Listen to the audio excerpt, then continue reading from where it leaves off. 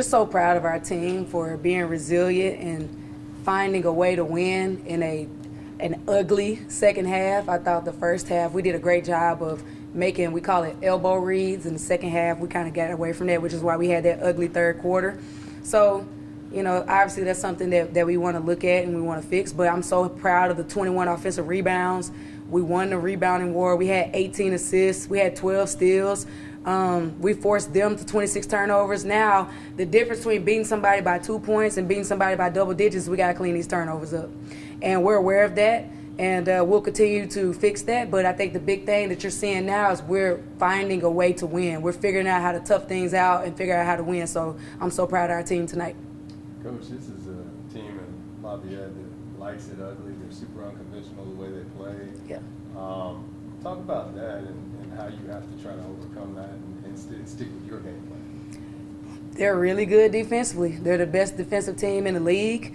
But I think for us, we just we got away from what worked in the first half, and you can't do that against a team like that because they're going to make it ugly and they're going to make it tough and they're going to take a million charges. And I think also we did a great job of guarding them.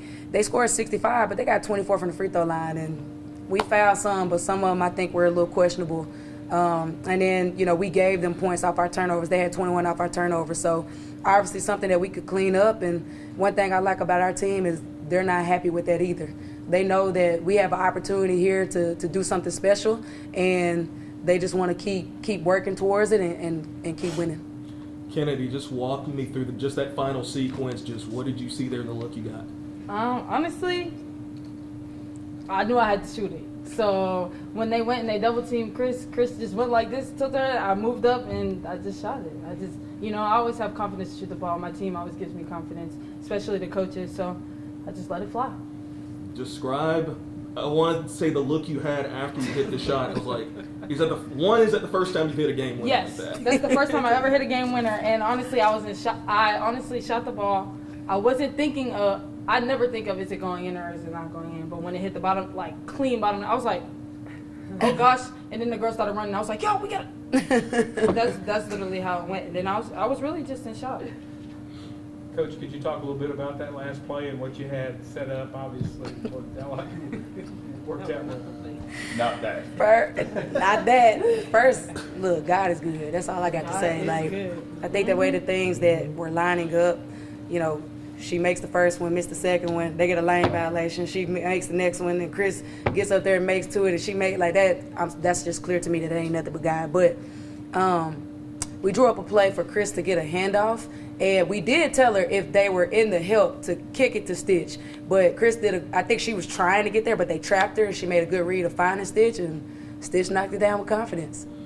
Anna, just walk me through that, like those final two free throws you hit to force overtime and then lane violation. Just describe your approach to the line. Just how big was it just seeing those two go in? Yeah, obviously I knew I had to make it. I feel like for me it's like it's either make it or lose, and that's honestly what it was. And I just feel like I kind of owed it to my team just to sit here and knock it down because they have all the confidence in me in the world. And as soon as she crossed that line, I made sure everybody knew that she crossed the line and I had another shot. So like Dad said, God is good. So.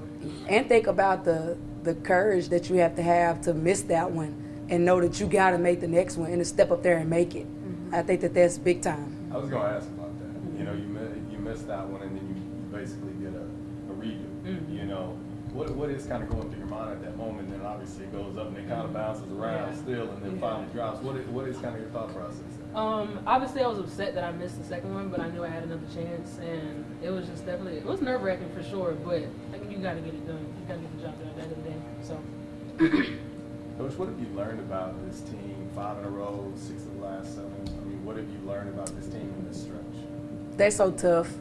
We practice hard all the time, and I think that for them, it's not that they didn't believe in what we were doing. I think that they need to see some success. And now that they're seeing some success, they trust it more and more and more. And you could just tell, in the way that they prepare, they just prepare differently now. They're preparing like winners.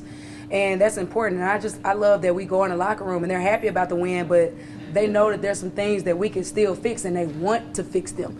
I've been a part of teams that really didn't care about that. So just to know that this team believes in what we're doing, and they just want to show up and continue to fix it, and they just want to win. They don't care. Like Stitch, she's happy she made the shot, but she wouldn't have cared if it was Anna who hit the shot. Anna doesn't care that Stitch, we're for each other. And I haven't been a part of a team like that in a while, and the last one that I was a part of that was like that did really well and won a championship. So I think that it's a recipe for success, and I just want this team to stay together. This is a team that y'all lost to, obviously, 3 times last year. Is it kind of satisfying to get this one? Does that make this more satisfying tonight? Yeah, obviously the returners kind of have a little chip on their shoulder along with Coach Dez, just because they did kind of cancel our season, and they did have a game winner last year, the second time I think it was. But it was definitely a chip on their shoulder, and for me it was personal because I just don't feel comfortable with somebody ending my season like that. So yeah, it was definitely get it done. That was the only option. Coach, how do you continue to build on this? Because this is one of those things where success can be contagious, Yeah. but it can also create complacency Absolutely. at times. So how do you continue to build off this? I think the beautiful thing about this is, we've struggled here, right? Going into my 3rd year, coaching my first 2 years was a struggle, but if you look back to my playing days and you look back to my years as assistant coach at UCA whenever we won it, I know what winning looks like. I've been a part of winning. And I understand that when you win, the more you win, the bigger that target gets on your back, and you have to stay humble and you have to stay hungry.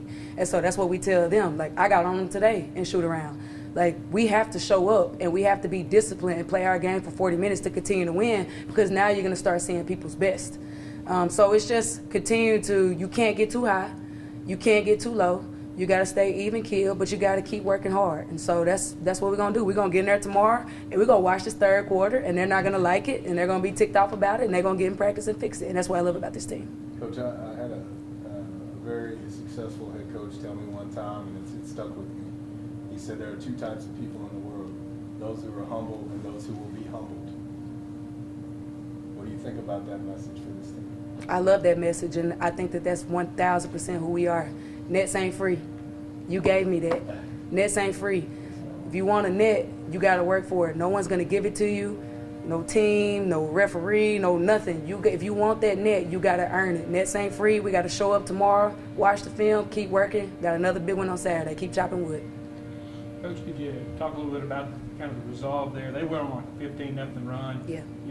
Ended early in the 4th, and y'all held them off the scoreboard the next 4 minutes. Went on a 9-0 run. Just to bounce back from there, what they did, and to, kind of answer what they did in that run. When you're competing for what we're competing for, it's going to be like that. Good teams are going to go on runs. And while you may not like it, it's going to happen. There's some things we could do better as far as not turning the ball over and giving them points, but I thought they hit some tough shots tonight. They're a good team. That's going to happen. But the thing about winners, you find a way no matter what, and we did that tonight.